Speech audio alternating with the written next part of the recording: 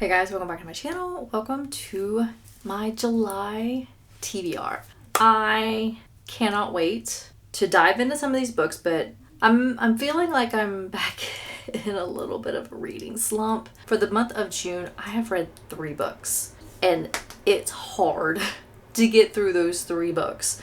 So I feel like I'm back in a little bit of a reading slump, and I'm hoping it's a temporary thing, but I don't know.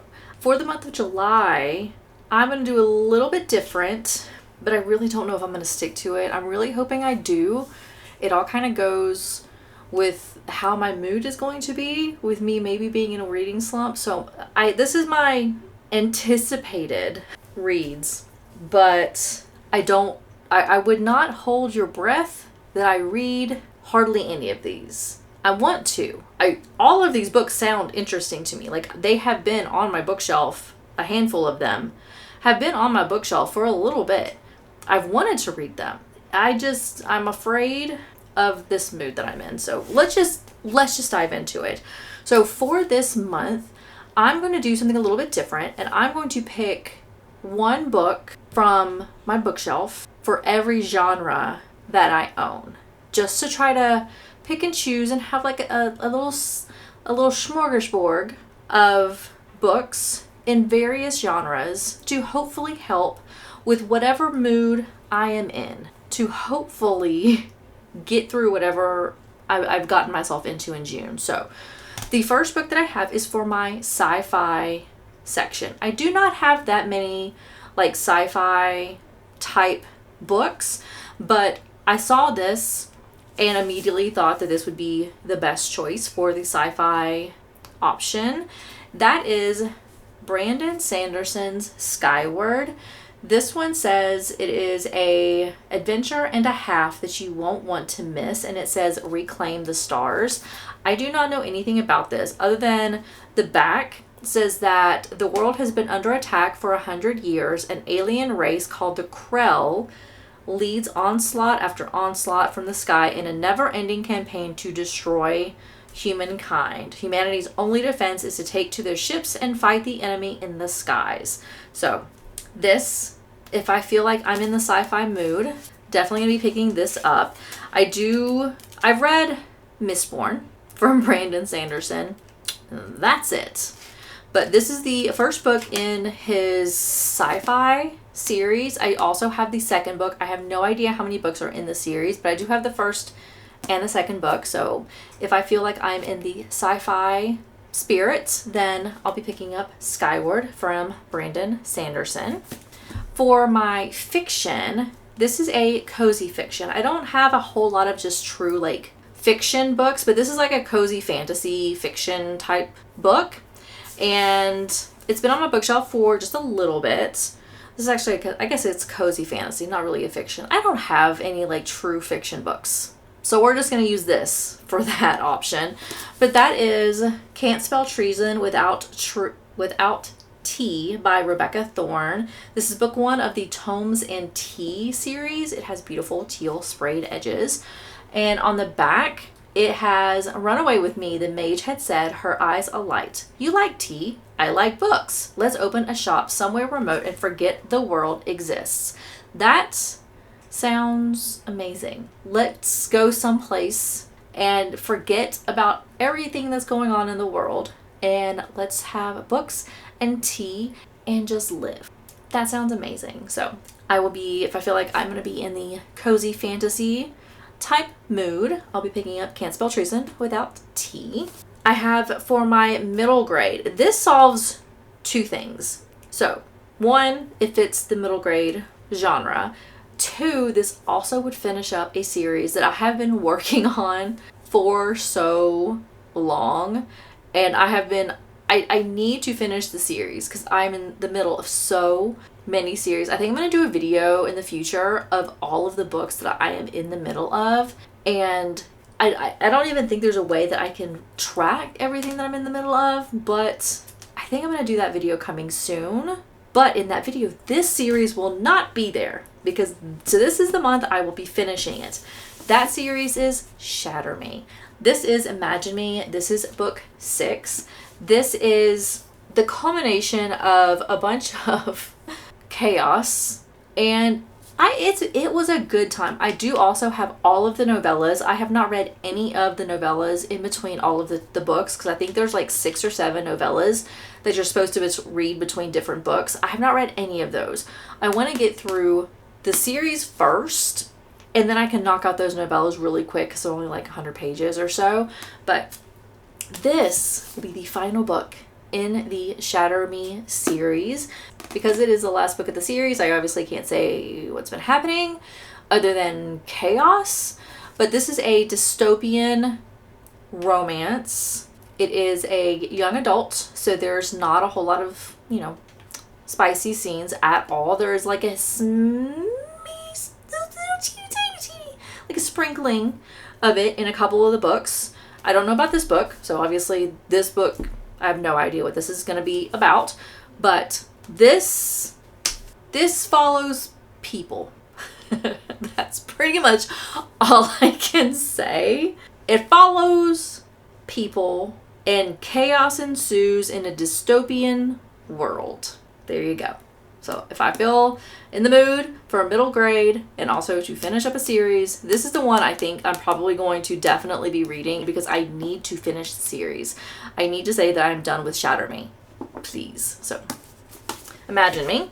This next book is in the romantasy genre. Now, the problem that I have with romantasy is their books typically are massive. So it turns me off, because one of the big things that I have found as a reader is I don't like super thick, large books. If it is 700 or more pages, I'm immediately hesitant to pick it up, even if the story is amazing. It's just something I can't. I feel like sometimes I feel like I have ADHD sometimes with large books, because my brain wanders, and then it takes me even longer to finish the book because I have to keep going back and rereading it. This is one of the books that I have had on my bookshelf for a while, and I have just not wanted to read it because it's big. That book is the 3rd book of Crescent City. This is Blood and House of Flame and Shadow. Now, I obviously can't tell you what's happening in this book either, because it is part of a series and it's book 3. I will say I did not like the ending of book 2. It pissed me off. What happened with the MMC pissed me off. What happened with the FMC really pissed me off. I can't say why I didn't like it without spoiling stuff. But if you've read book 2, you know what I'm talking about. That annoys me. I don't like that. Stay in your lane. That's what I'll say. Stay in your lane. There's no crossing lanes. Just stay in your lane, and I'm happy. This went on the highway. I just feel like I need to read this book now. This is the good time for me to finish up this series, to get this chunker off of my bookshelf. So I need to read this soon. And I just don't know if I can read. How many pages is this? Oh, how many pages? 835 pages. Why does this have to be 835 pages? Is this worth 835 pages? That is the question. I will be finding out, and hopefully this ending does not piss me off like book 2 did. So if I feel in the mood for a romantasy that's going to annoy me, then I'll pick up House of, what is this again? Flame and Shadow. And then the next book that I have on my TBR is in my romance/dark romance part of my bookshelf. And that is Harvest Season by Bryn Weaver. This is book 2 of the Season of Carnage trilogy. This is a continuation of book 1. So Bryn Weaver's other trilogy is the Ruinous Love trilogy, which is like the Butcher and Blackbird group.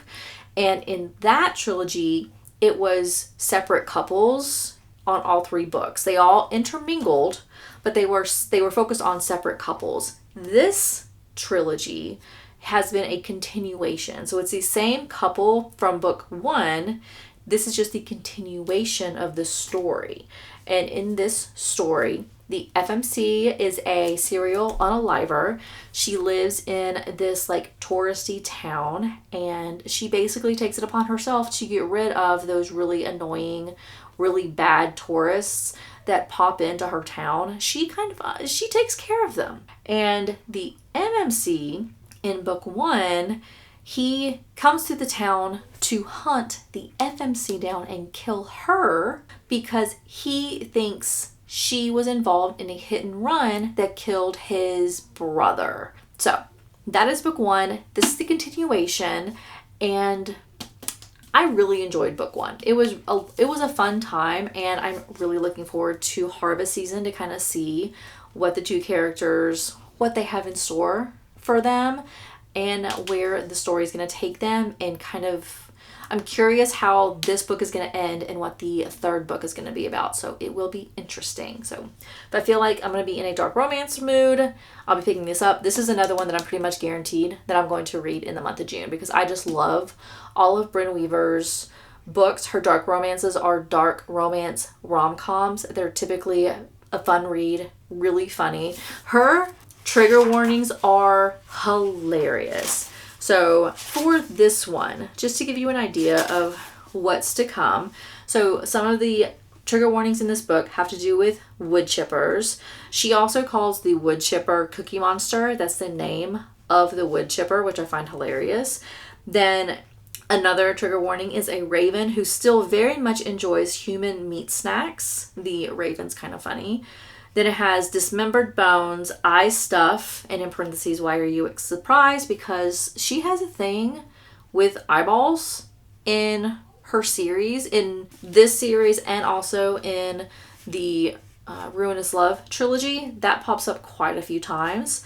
It has murdery gardening, breaking and entering, including theft, dismembered bodies, toes, yep, toes, chili peppers, I don't know, you be the judge, references to physical and psychological torture, poison, blah, blah, blah, blah, blah, and just a bunch of other things. So she makes some of these trigger warnings just very fun. So if you are interested in dark romance and kind of, you don't want to go all in into like the, Haunting and Hunting Adeline type dark romance, if you want to dip your toes into romance, this is a really good way of doing that. It is very funny. She keeps it very light and entertaining, and it has a dark romance piece in it, but it also has the funny, like quirky, hilarious type things, and you have a romance. So it's a really good time. If you have not checked out Brynn Weaver, definitely check it out. This is going to be in my July TBR. And then the last books I have here are actually, I went a little crazy on my library's website when I was in the month of June. I was perusing my local library's website, and I, for some reason, was in a mystery type mood. And I guess mystery, I think these are mystery slash fiction. I guess these are considered fiction. I don't know what these are. I just was crazy and just started reserving a lot of books off of my library's website. I have 2 other books that I'm not going to be able to read in July because they have to turn them in because I've had them for so long. But these 4 are in the running, and I do not know if I'm going to get to them. I think I will get into at least 1, maybe more. But the books that I have in front of me are from the library. I have no idea. These are kind of a who knows what type of book I'm going to read, if I'm going to read any of these at all. The first book that I have is How to Kill a Guy in 10 Dates. I actually had this on audio at the beginning of the year. I think this just recently came out. I think this is a 2026 release. And I had it on, is it 2026 release? I had this on a audio hold a while ago, and I listened to the first couple of chapters, and I really did like it, but I ran out of time on my audio version because I had so many other books that I was in the middle of, so I didn't get to finish it. And as soon as I turned it in for the audio version, I put it on hold for the physical version. So the physical version just came in. This is a story about a girl who decides to do speed dating. And I think while she's in her speed dating, she ends up meeting at said speed dating a serial killer. And I think she either does the killing, or I don't quite know what this is about. because it has armed with makeshift weapons and Jamie's knowledge of what not to do in a slasher. The remaining speed daters try to find an exit while the killer adds to his body count. So, I don't know. It sounds like she's trying to find the serial killer, potentially, at said speed dating, but I don't know. It was entertaining, the couple of chapters I did listen to. When I read this, they had just gotten to the speed dating place and was like meeting the other female people before the speed dating started. That was where I ended it. So I did like it, what I read so far. So this is probably gonna be the one book that I will read of this stack, but we'll see. But we have How to Kill a Guy in 10 Dates by Shaylee Thompson. Then I found Girl Dinner by Olivia Blake. I've read a couple of Olivia Blake's books. They are kind of hit or miss. I read, what was it called? So I read The Atlas 6. I did not like that at all. I hated that book, honestly. I read it and then immediately gave it to my secondhand bookstore because I did not like it. I didn't want anything to do with it. So that was not a good book for me.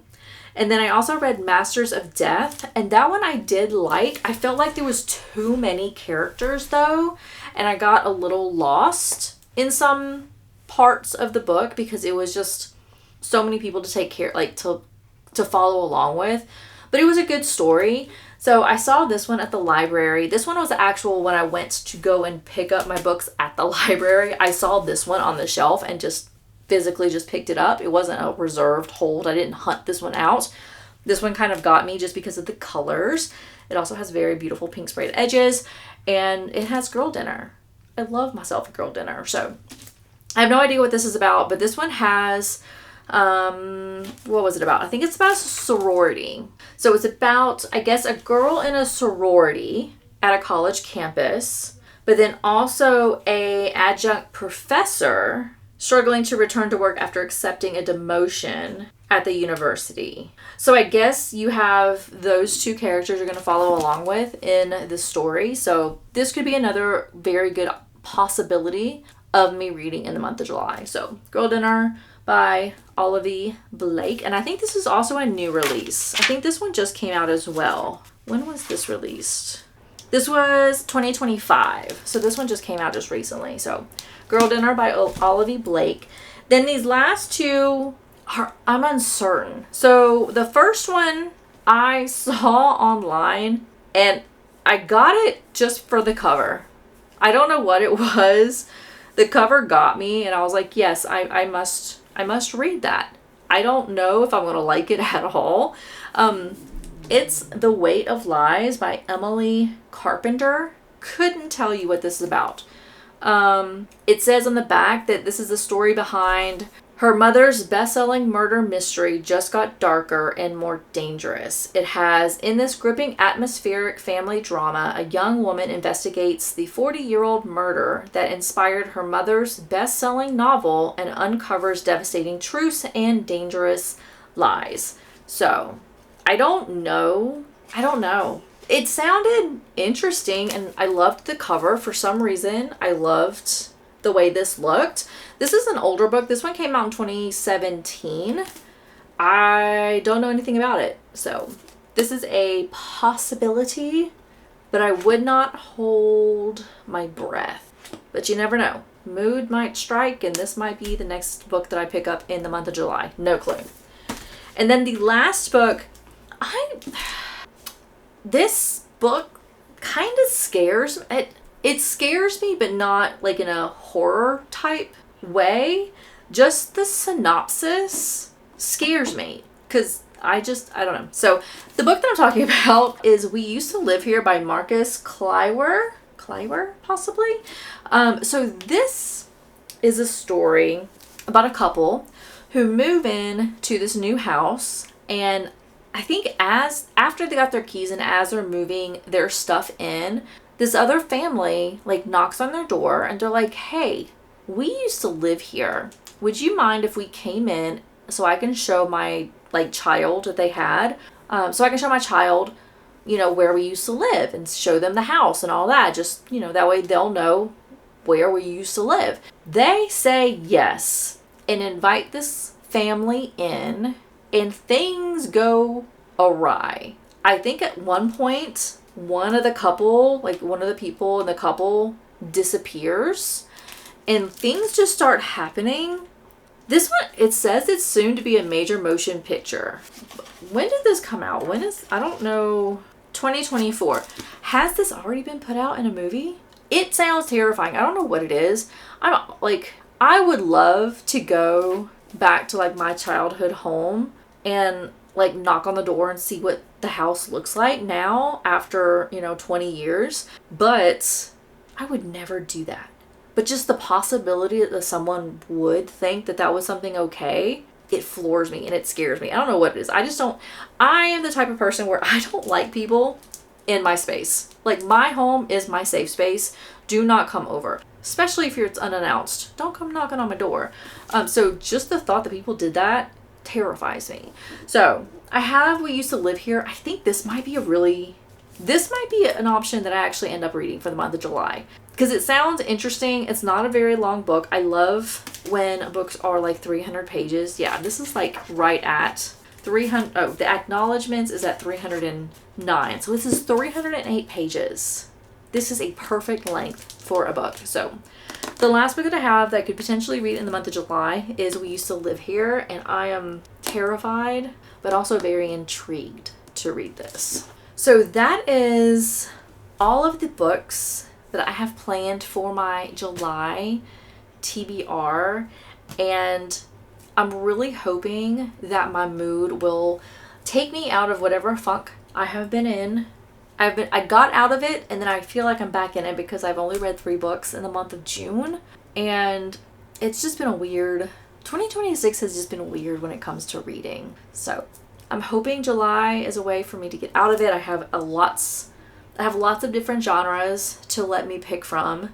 So hopefully this will help me get excited to read whatever mood I'm currently in, but we'll see. So that is going to be it for this video. Thank you so much for watching. Please subscribe if you haven't already. And then also, if there's any books that I have in this TBR, specifically the books that I have from the library, if any of these books though are like you must read them, they are amazing, let me know down below because I will put them at the top of my list for potential grabs for the month of July.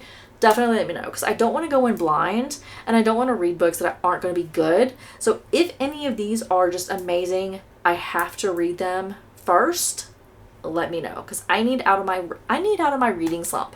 I need to be excited to read again, and I need your help to do that. So let me know. Help a sister out. Thank you. And with that, that is going to be it for this video. Thank you so much for watching, and I will see you in my next video. Bye!